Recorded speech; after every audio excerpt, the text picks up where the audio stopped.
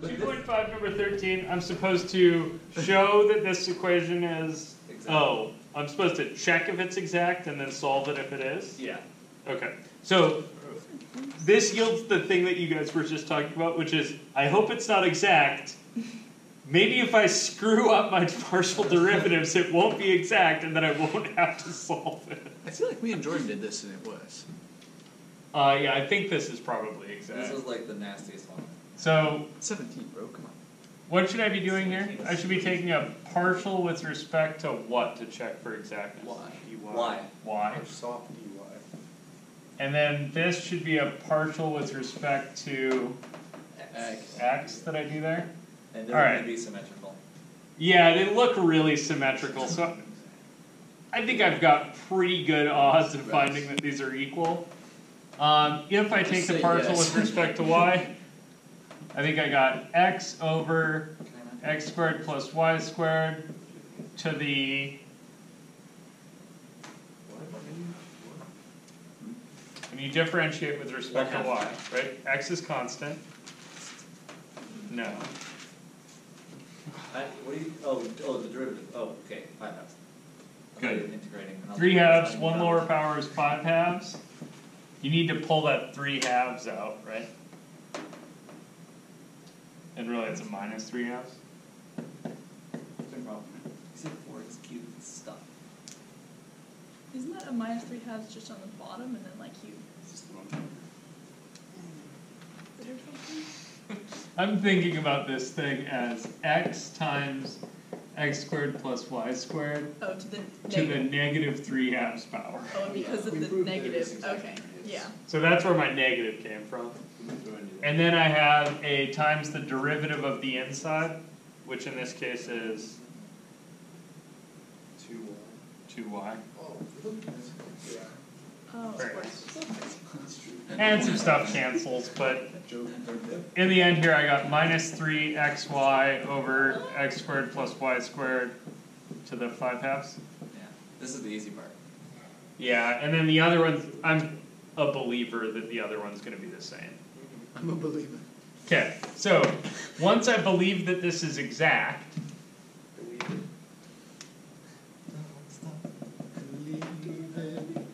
then what? Do it. Do the horribleness. Get in a form you know. Get it No, I don't know. So Just bother to actually do it. Like, you take the antiderivative of m with respect to x. Oh, that thing. Yes. you just apply the other thing that you didn't do. Absolutely sucks. But it is a W sub, so it's fine. I'm kind of lazy. Oh, you're just going to do one of them. You're just going to do one. It's I'm like gonna- equals 0. Come on. I'm going to multiply through by x squared plus y squared to the 3 halves. Are you for realing me That's right now? dumb. But doesn't that... That's a thing? That's cheating. It feels like cheating. I think it is. Yeah, because It's probably cheating. that's feel definitely cheating. That's I'm like, you're multiplying my I was about to say, I could do some to really make the life wicked stuff. easier, but it's valid. Wait, does Alright. it work? Does that work? No, Like, it seems legal. no, because you're multiplying it to a 0, so you can literally go like Why not? 1/2 times 2 on both sides and say 1 is equal. You know, like you can really do some. If I had a half x is equal to 0, I would multiply a half x and 0 Oh, by 2. isn't it? Wouldn't it just not work because of the partials? No, because then you're saying 1/2 x so I is just- equal to 0, and you're also saying that X is equal to 0 So- because it is. So remember, it right? is, huh? What? Remember that when you multiply through by an integrating factor, right, you can introduce a big, massive discontinuity if it's 0. When is this thing that I was talking about multiplying through by equal to 0? When it's all 0. On a whole big ass circle Oh. of values, right? So if I can avoid it, I probably should, because that's gonna. Yeah. It is a circle. It's kind of an off But it's circle. But it's still in spirit. It's the Call square it root of it's the square root of the circle cubed. Yeah, I'm gonna call it a spirit circle. It's not really a circle, but it looks a little bit like one. All right, so I should integrate x over x squared plus y squared to the 3 halves power d X. x. No, No. not even. Very different. Well, I mean, I guess Because this one's actually possible. Yeah, because this one you yeah, can you do. totally did. Nah.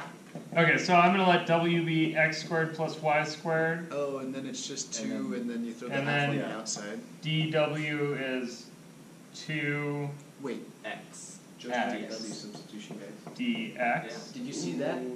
where'd the U go? But notice that Nah, we're you gonna couldn't have let U's go. and No, we're good. There you go. Ah, thank you. Need Okay, consistency in so you life. got this. Yeah. Then you're like, alright, I need a 2. Yeah. So I need a 1/2 out here. I hate it when you do that. You make it seem so normal, but when I get there, I'm like, I can't do that. There's no Okay, I'm so joking. 1/2 of W to the negative 3/2.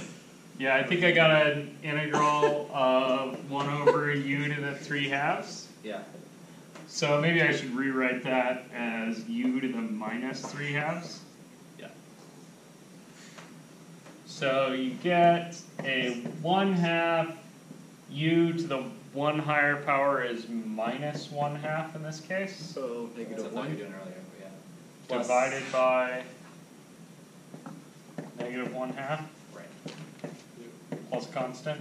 right. And the constant is the phi of y, Can whatever, the function of y, purely y. 1/2s cancel? The 1/2 should cancel, so I got a minus u to the minus 1/2. Plus C of something. Yeah, and in this case, right, c might be a function of y, There we go. right?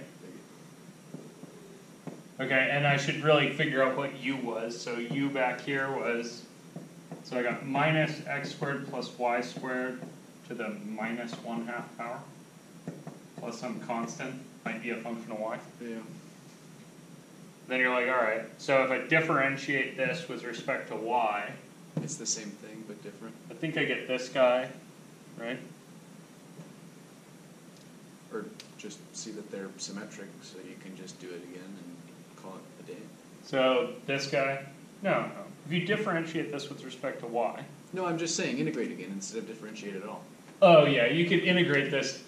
They're the same thing. So if you integrate this, it's symmetrical, right? So you're going to end up with minus x squared plus y squared to the minus 1/2 plus some constant function maybe of x. And you're like, okay, wait, the constant, these guys match, right? So this function of x or function of y, 0. well, it can only depend on x, not y, and it can only depend on y, not x. So it can't depend on either of them. So it has to be an honest constant. And then you're like, okay, so that's f of x and y is a constant, right? It's my exactness. So I think I got minus x squared plus y squared to the 1/2 is a number. I got a way different answer. Way different over than that. That's it I'm gonna go out on a limb and guess something went wrong. right there. Well, I did it the book way, which is less smart and more methodical. What's the book point? Which is you take the, Take the x integral here and the y integral there. the y integral of the result of your x integral, and then solve for the. Should be y derivative. Yeah, partial. Right, no, it is, but there's Okay. there's like 3 or 4 different steps. So if you're here, I have my f that I took an x integral to I get, use right? the same method on all the other problems we've done, right? But Yeah, this one should work.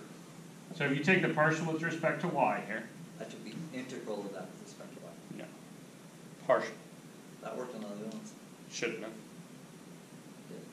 You're Shouldn't doing have. your It integral. shouldn't have.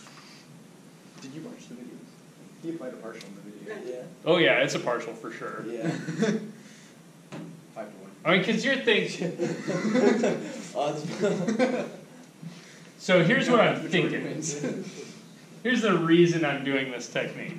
I'm like, okay, if I had some function of x and y was equal to a constant, if I took the total derivative, Right.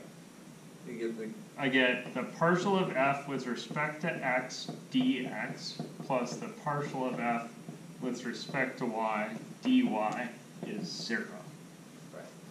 Right, this is just like, okay, if this function's constant, then the rate of change given by the chain rule has to be 0. Right. So then I notice, like, hey, this thing and this thing look kind of similar. Right? So if this is a solution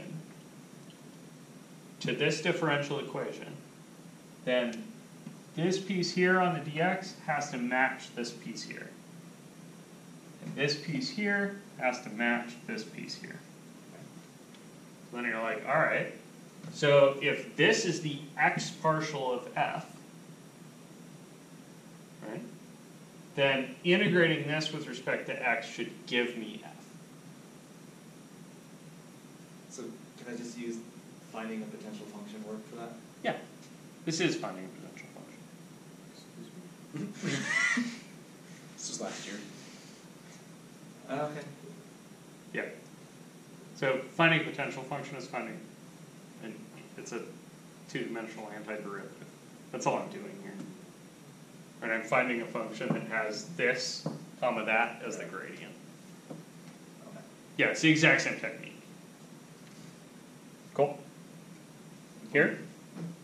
Should we have learned circle? Squared circle.